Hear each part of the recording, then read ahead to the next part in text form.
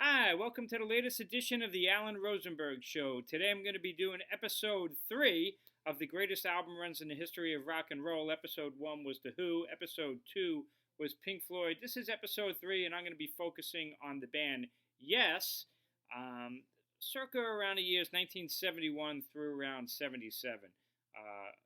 An amazingly spectacular time for the band Yes, in my opinion.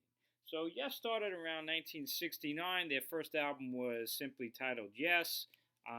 It's a decent record, but I certainly wouldn't consider this an all time classic, in the history of rock and roll. Same with their next album, 1970s, Time of the Word, interesting record. They did it with an orchestra behind them, some great songs. I love the title track. But again, not an all time classic. 1971, things change with their third album. Biggest change is Peter Banks leaves the band on guitar and they bring in Steve Howe. And this is a huge change for the band. Steve Howe, one of the all time greatest rock guitarists, but he's just so much more than a rock guitarist. He plays jazz style, he plays a million different kinds of string instruments. And look at that track list from 1971. This album, from beginning to end, is about as good as it gets. Starship Trooper, Yours is No Disgrace, I've Seen All Good People, Perpetual Change, Adventure. I mean, this is a damn near perfect record, and this was only their third album. This, to me, starts album number 1 for Yes of the greatest album runs of all time.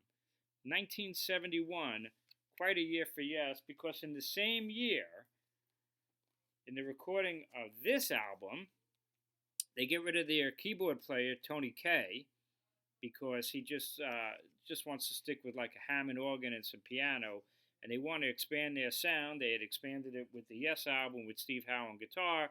Now they're going to expand it on keyboards, and they bring in the great Rick Wakeman, and this album is Fragile, and a huge, huge record for the band. It also has another change in the artwork. They bring in the great Roger Dean. And just like Pink Floyd becomes associated with hypnosis and those incredibly great album cover and artwork that becomes synonymous with Pink Floyd, well, Roger Dean becomes synonymous with Yes. And with the addition of Roger Dean's artwork and Rick Wakeman on keyboard, produces this incredibly great record. Now, if you have the original vinyl, which I also do, it came with this huge booklet. So now they're expanding their packaging as well. And it shows you the recording of the album. I don't think you can get this stuff unless you get the original vinyl, which, of course, I have as well. But there's a write up on Rick Wakeman. The cool thing, I think, about Fragile is a damn near perfect album as well. Here's the track listing.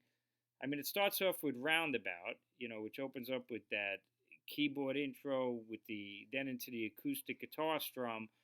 Features Rick Wakeman, I think, on possibly the greatest keyboard solo in rock and roll. And then you get South Side of the Sky, the next major track, an amazingly classic Yes track that they never really perform live too often. Long Distance Runaround, everybody knows, and Heart of the Sunrise. But the cool thing is those little tracks in between. Each individual member gets an individual kind of solo kind of a track. And I think they're really, really cool. The Fish became a really famous one for Chris Squire's bass solo. Mood for a Day, another classic Steve Howe guitar track. But this is just a great, great album. Perfect. And it also came out in 1971, the same year as the Yes album. Quite a year. But that's not enough. The following year, they release an album which a lot of people think is the greatest progressive rock album of all time. It's only got 3 tracks on it, and there's the original artwork on there. And you opened up the gatefold, and it looked like that. Another great Roger Dean artwork, perfectly suitable for the title of Close to the Edge. And this album's got only 3 tracks on it, but you don't need any more because they're all amongst the greatest progressive rock tracks of all time. Close to the Edge, the Sidelong track, and You and I, which basically is mind-blowingly incredible. And then Siberian Khatru on the original album. Is it the greatest prog rock album of all time? It's certainly a perfect album, as I think is Fragile and the Yes album. I mean, 1971 and 1972, these three albums. After that, Bill Bruford, the great drummer, decides he wants to leave the band. He goes to King Crimson. They bring in Alan White, a very different kind of a drummer. He's more like a meat and potatoes rock drummer versus a percussionist, which is like what Bill Bruford is. And talk about jumping into the fire. They go right into the tour for Close to the Edge, and then they release this triple live record called Yessongs. This is the digitally remastered CD. Here it is, the original first pressing on vinyl. This is when vinyl becomes like amazing. Here, this is like a triple, quadruple gatefold. There's the inside of one side of it. And then if you flip it this way, you get two more sides of it. That amazing Roger Dean artwork. Here's another one. This is all Yessongs, the original vinyl. I think for me, it's one of the greatest live albums of all time. I love this album.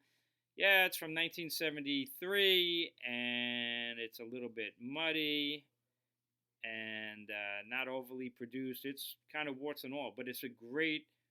I just think they sound phenomenal.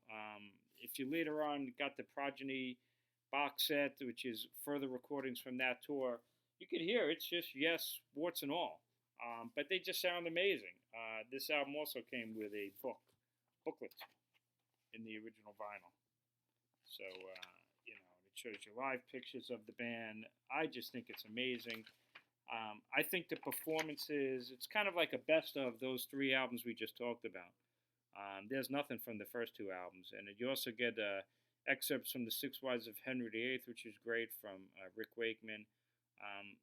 I damn near think the live performances are actually better than the studio recordings. That's how good the performances are. So it's just great.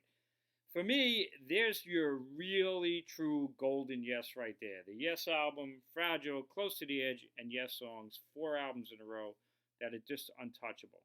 If you're a huge Yes fan, and I am, I currently have 32 Yes albums, which is pretty much all. It is actually all of them, at least with John Anderson in it. After that, the first studio album with Alan White, he's got to jump right into it, is Tales from Topographic Oceans, which is an album that I love.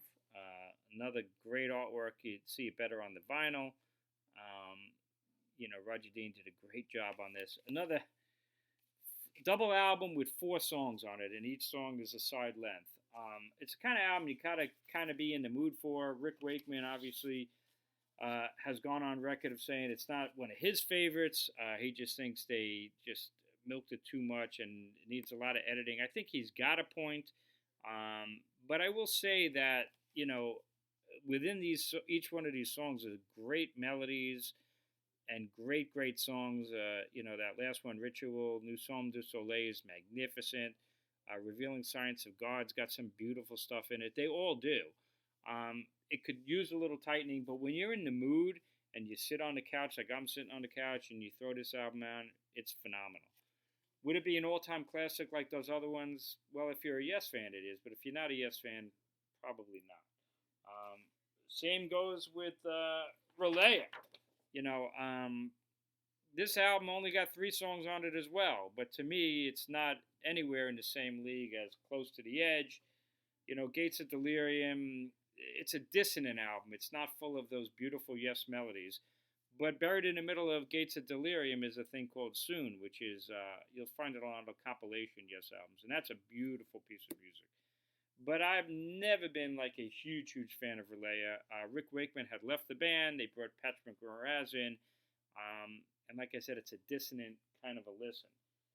That's 74. 77, they come back with, I think, an album that's the equal of the Yes album, Fragile and Close to the Edge. This one, Rick Wakeman comes back, and that's not a Roger Dean cover. That's going for the one. But this album is, I think, a perfect album as well. The title track, Turn of the Century, Parallels, Wondrous Stories, and Awaken. It's a perfect album, and I think it's as good as the first three that I mentioned. So it's out of sequence. This would be the fourth of the classic perfect studio records, in my opinion. But after that, the wheels kind of come off and come back on, and lots of myriad of personnel changes. After that, and with Rick Wakeman, they did Tormato, which you could check out one of my other videos. I posted as one of the most disappointing releases from bands you love, and I still stick with it. Got a couple of good songs on it. Then Rick Wakeman leaves, and John Anderson leaves, and some miraculous way they put out the Drama album, which was a one-shot with this lineup. But this is actually a really strong record. But this is kind of what happens with Yes from then. From then on, members come, members go. Some of their albums are really good, some not. They just never, in my opinion, were able to put together another album of the equal of what I just showed you. So anyway, but boy, in that prime from 71, again, with the Yes album, Fragile, Close to the Edge, Yessongs, doesn't get any better than that. And then to cheat a little bit, they come back in 77 with Going for the One, which is also amazing. There's Yes. There's a little ditty. This is one of my prized possessions. This is an autographed album autographed by the whole band from one of their later live compilations called Yes Shows. But there you go. Hope you enjoyed this video. Please check out my other videos. Like I mentioned, I did one on The Who with the greatest album runs, Pink Floyd, as well. And there's a lot of other videos. If you haven't subscribed, please hit subscribe. Please check out my other videos. Thanks for tuning in. I hope you have a wonderful holiday. Happy New Year. And thanks for watching the Alan Rosenberg Show. Have a great day.